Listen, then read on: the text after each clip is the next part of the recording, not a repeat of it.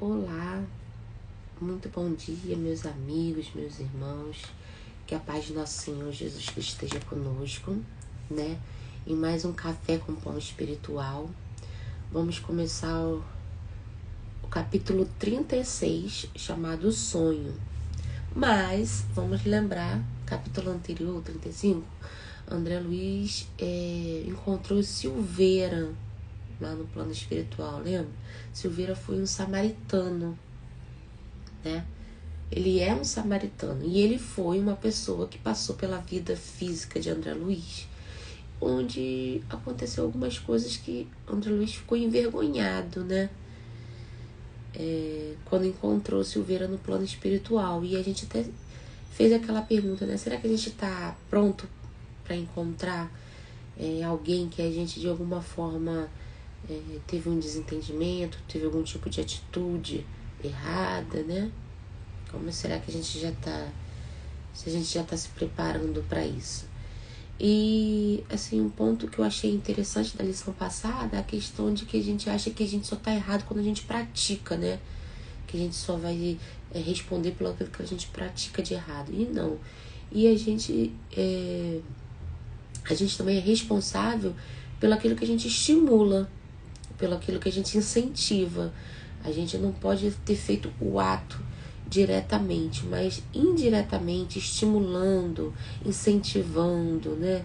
Ajudando, também é uma forma de errar, de praticar o erro, né? De tomar atitudes erradas. Então a gente também vai ser, gente, responsável pelo que a gente estimula. Tá? E não esquecendo que o mundo gira, né, gente? A gente tem que saber se comportar em todas as situações, em todas as posições que a gente tiver aqui no plano físico.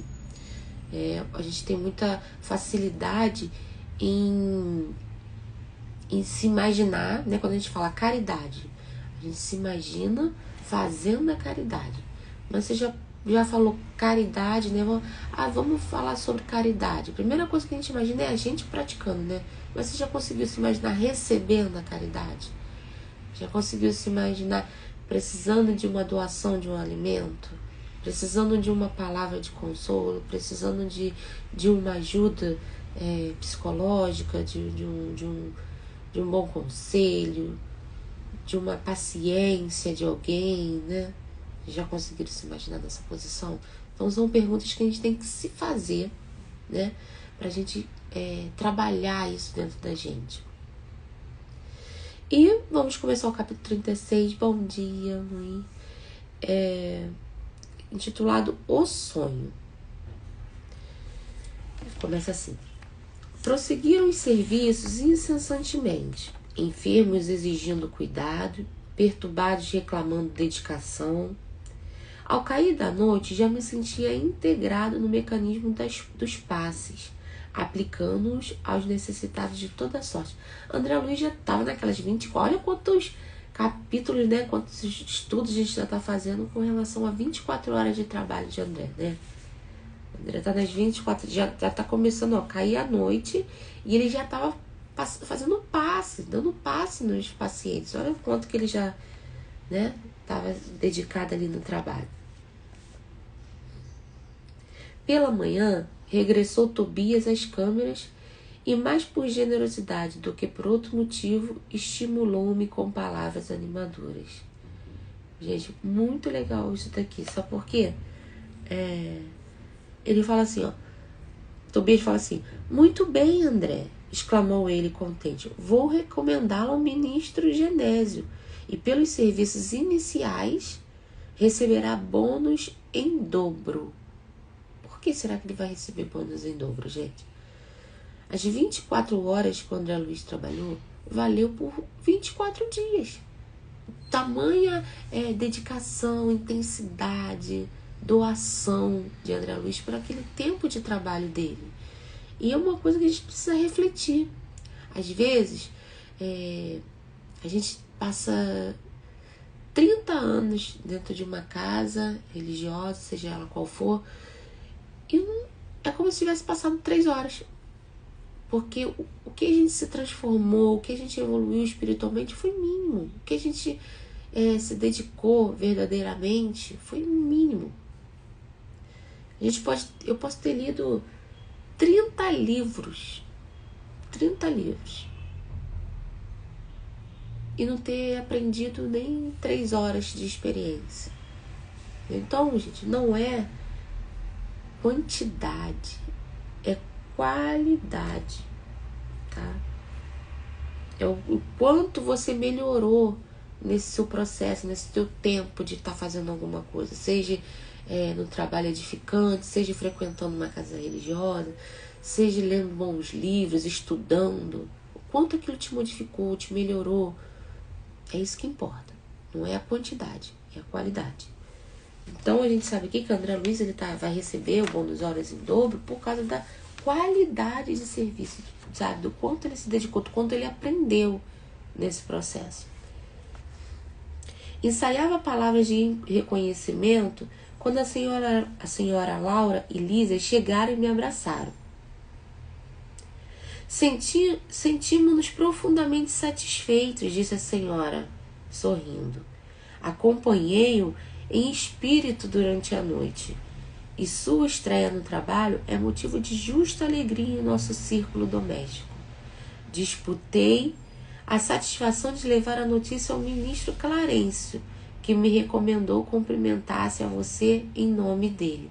Olha aí que legal, a dona Laura ela ficou tão feliz, sabe, pela dedicação, pelo progresso de André Luiz, que ela falou, eu disputei, eu falei, não, eu mesmo quero levar essa notícia, né, pro ministro, porque o ministro Clarencio, ele deu o aval, né, ele que indicou, né, falou, bom, coloca ele pro trabalho, né, ele que deu essa oportunidade pro André.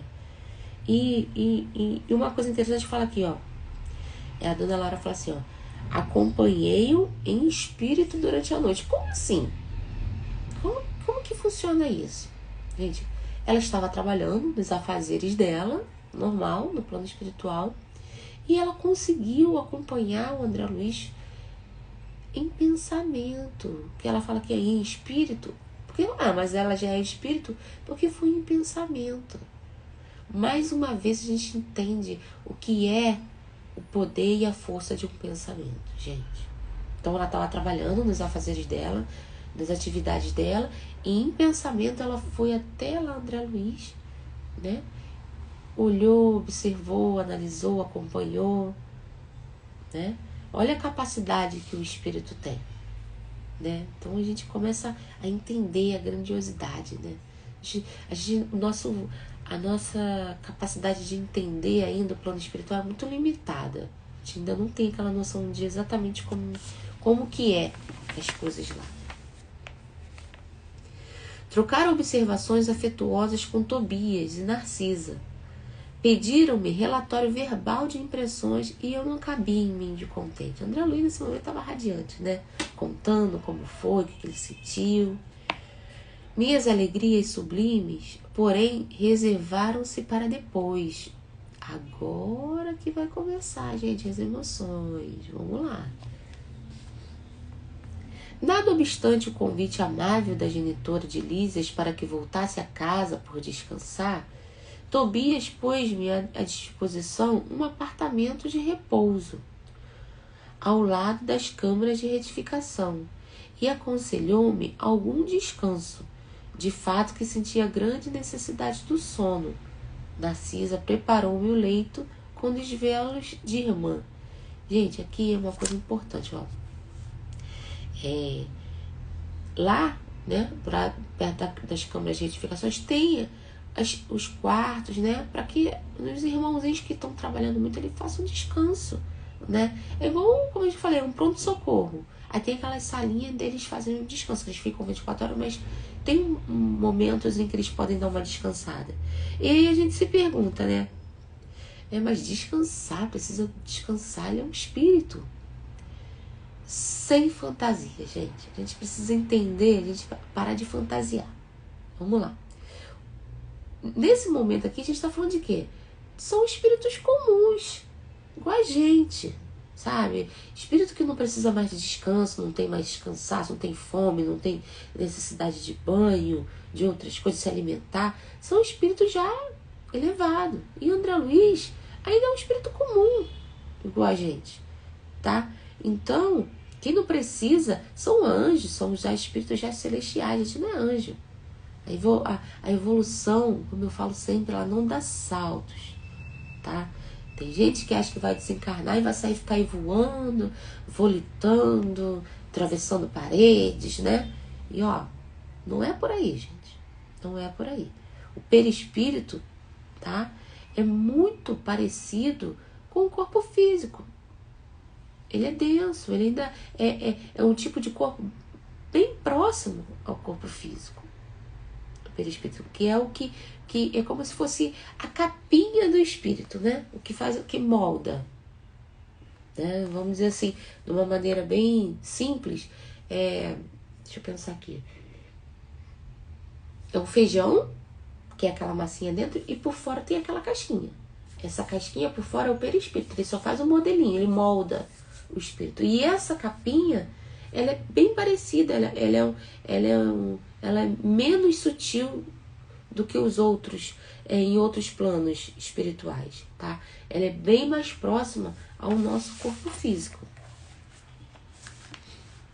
E continua. Por isso que a necessidade dele descansar, tá? Porque ele é um espírito bem comum ainda, bem a gente. Gente como a gente, como o pessoal fala, né?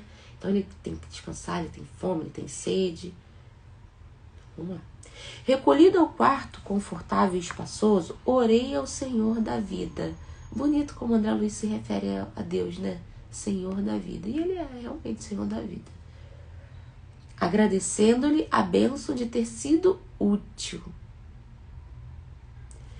A proveitosa fadiga dos que cumprem um dever não me deu ensejo a qualquer vigília desagradável. Olha que legal, gente.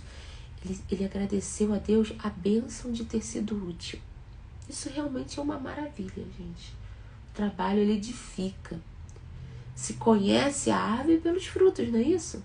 E realmente é o fruto de nossa dedicação, do nosso trabalho, sabe? Como que a gente anda aproveitando o nosso dia, todo momento é uma oportunidade que Deus nos dá de provar quanto a gente está tentando evoluir, quanto a gente está se melhorando, né?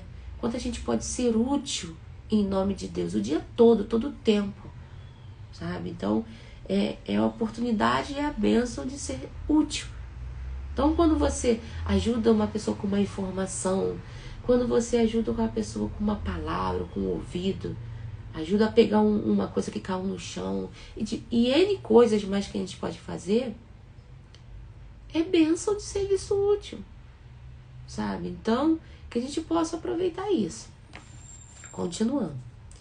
Daí a instantes, a sensação de leveza invadiram minha alma. Daí a instante, as sensações de leveza invadiram minha alma toda e tive a impressão de ser arrebatado em pequenino barco rumando as regiões desconhecidas. Para onde me dirigia? Impossível responder. Ao meu lado, um homem silencioso sustinha um leme. Em qual criança que não pode enumerar nem definir as belezas do caminho, deixava-me conduzir sem exclamações de qualquer natureza, extasiado embora com as magnificências da paisagem. Parecia-me que a embarcação seguia célere, não obstante os movimentos de ascensão. André Luiz, gente, nesse momento, ele teve um desdobramento. Isso aí. Ele deixou o perispírito, tá? E fez uma viagem astral, ele se desdobrou. Ele se desdobrou em quê? Um corpo sutil, mais sutil, porque ele saiu do perispírito, que é aquele corpo pesado, né? Ele ficou, né, para um estado de um corpo sutil e como eu vou dizer, ele fez uma viagem, como se fosse uma viagem astral. Ele foi para um outro plano espiritual, um plano mais elevado, mais sutil, né? Que é onde a mãe dele estava. Olha eu já dando spoiler aqui. Aí fala assim, deixa eu pegar aqui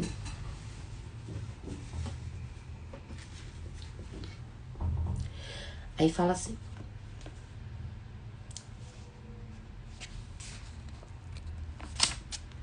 Decorridos minutos, uma coisa interessante quando ele fala que não tava tipo num barquinho, né, com o homem. Gente, porque o André Luiz, ele tenta fazer uma referência, uma analogia com aquilo que ele conhece.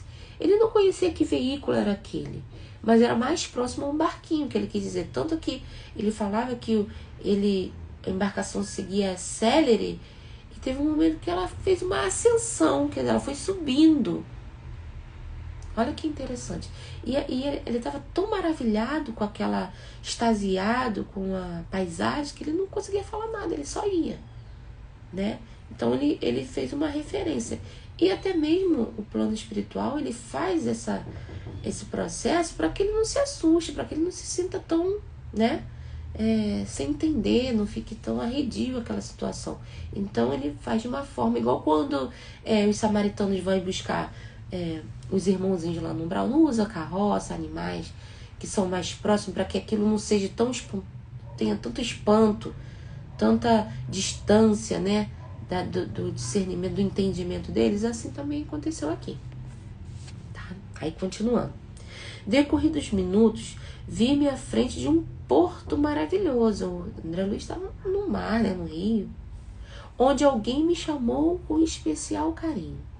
André, André! Desembarquei com precipitação verdadeiramente infantil. Reconheci aquela voz entre milhares. No momento, abraçava minha mãe em transbordamentos de júbilo.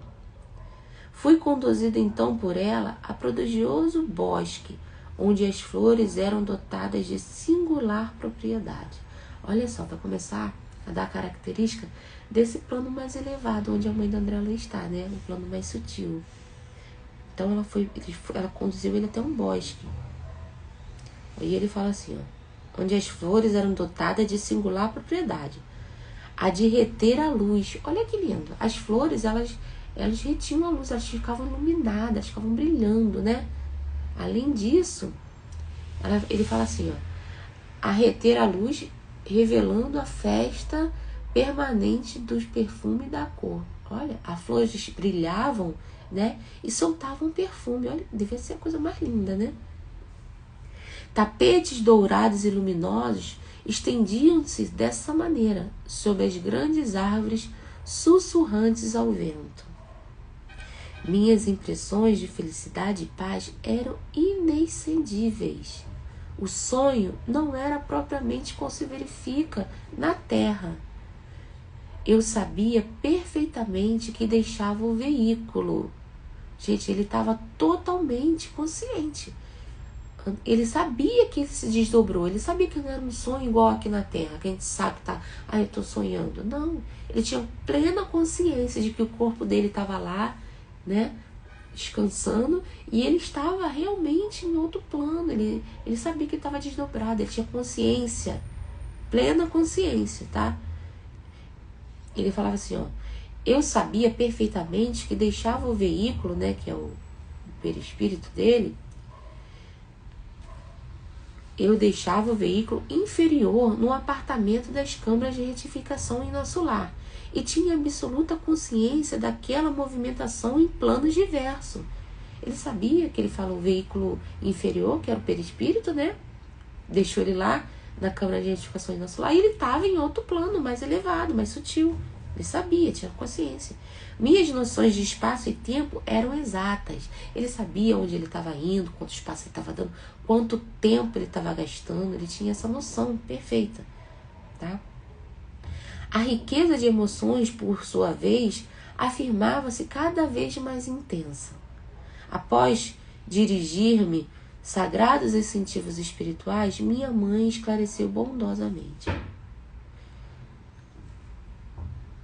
Olha, ele fala aqui, a riqueza das emoções, por sua vez, estava mais intensa, porque as percepções, gente, estavam mais afinadas, mais intensas, né? Porque ele ali estava num plano mais sutil, ele estava utilizando um espírito sutil, né? Esse corpo mais sutil. Então tudo era mais intenso, os sentimentos, as sensações eram mais afinadas, né? Então a mãe dele começa a esclarecer ele bondosamente. Muito roguei a Jesus que me permitisse a sublime satisfação de ter-te ao meu lado no teu primeiro dia de serviço útil. Olha isso, gente. Muito roguei a Jesus. A mãe de André Luiz ficou 8 anos orando, pedindo a Deus essa oportunidade de estar com ele no primeiro dia de serviço útil de André Luiz, né? As preces de uma mãe aí sendo atendida. Como vês, meu filho, o trabalho é tônico, divino para o coração. Numerosos companheiros nossos, após deixarem a terra, demoram em atitudes contraproducentes, aguardando milagres que jamais se verificarão. Gente, o que ela quer dizer com isso? Ela está querendo dizer, gente, que o trabalho, ele dá oportunidade, ele trabalha bênção, sabe? O trabalho, ele dá grandes oportunidades. E ela fala, o trabalho é tônico divino para o coração.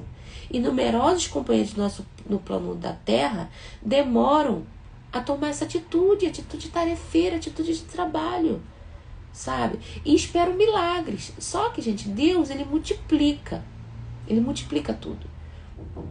Quando a gente faz alguma coisa por alguém, né? Quando a gente fala, o maior beneficiário é a gente. Quando a gente pratica uma caridade, quem mais é beneficiado é a gente.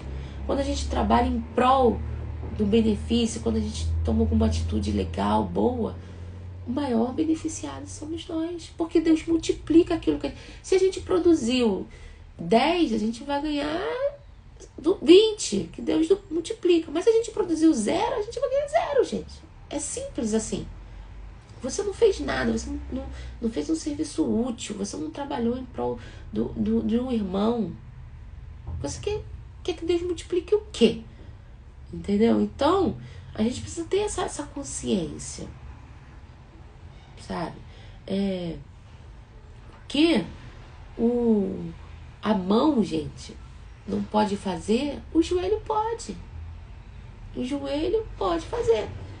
O que a gente não pode trabalhar com o nosso suor, do nosso trabalho mesmo, ali botar a mão na massa, que não dá para resolver com isso, a gente resolve com o joelho.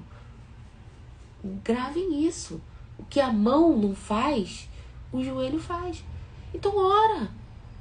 Pede a Deus, bota o joelho no chão sim, pede a Deus. Tá? Olha, eu fiz até onde dava, fiz tudo que eu podia. E isso aqui, Deus, eu não tem como resolver. Se eu pudesse, eu ia lá e fazia, mas não tem como. Mas eu te peço, eu oro, eu rogo, o meu joelho no chão, eu rogo a Deus que eu possa realizar isso. E é o que a gente tem que fazer, gente. É usar a mão e o joelho. É usar o trabalho e a oração. É o trabalho útil, como ela falou aqui. O trabalho é tônico divino. A gente precisa reconhecer isso. E usar esse dom, essa maravilha, essa oportunidade que Deus nos dá. Deus nos dá, né? Então, continuando.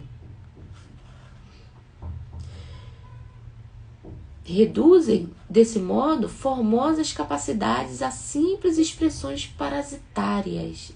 Não adianta ter talento, não adianta ter diploma, ter várias qualidades, se você não usar, se você não colocar em prática. Ele fala assim, não adianta ter formosas capacidades, sabe? Eu tenho facilidade em fazer, sei fazer tantas coisas, se você não coloca fazer nada, você se torna um parasita. Ela está falando aqui. Alguns se dizem desencorajados pela solidão. Outros, como sucedia na terra, declaram-se em desacordo com o meio a quem foram chamados para servir ao Senhor. É indispensável, André, converter toda a oportunidade da vida em motivo de atenção a Deus. Aquilo que eu falei, né, gente? Nós temos todo o tempo oportunidades de servir a Deus. O tempo todo. De mostrar o quanto a gente evoluiu, o quanto a gente está aprendendo, né? O quanto a gente quer se melhorar. Então é preciso que a gente coloque isso em prática. Sabe?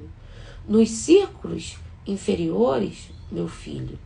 O prato de sopa ao faminto, o bálsamo ao leproso, o gesto de amor ao desiludido, são os serviços divinos que nunca ficarão deslembrados da casa do Pai. Aqui, igualmente, o olhar de compreensão ao culpado, a promessa evangélica aos que vivem no desespero, a esperança ao aflito, constitui bênção de trabalho espiritual que o Senhor observa e registra a nosso favor. Aqui ela está mostrando, né, gente? O trabalho e o bem que a gente pode fazer material e o trabalho e o bem espiritual. É a mão e o joelho, sabe? Então aqui a gente termina. Onde a gente vai terminando, a gente vai dar uma pausa no capítulo 36, porque ele é muito grande, tá? E a hora já tá passando. Então a gente para aqui pra gente continuar